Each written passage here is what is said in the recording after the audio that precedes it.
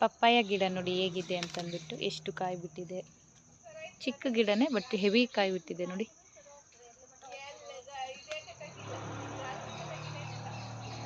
ಇನ್ನು ಆ ಕಡೆ ಚಿಕ್ಕದಿದೆ ಬಟ್ ಕಾಯಿ ಬಿಟ್ಟಿಲ್ಲ. ಇದು ಒಂದೇ ಕಾಯಿ ಬಿಟ್ಟಿರೋದು. ಇದೆ ಎಷ್ಟೊಂದು ಕಾಯಿ ಬಿಟ್ಟಿದೆ ನೋಡಿ. ಇನ್ನು ಮೇಲೆ ಇನ್ನು ಹೂವು ಇದೆ.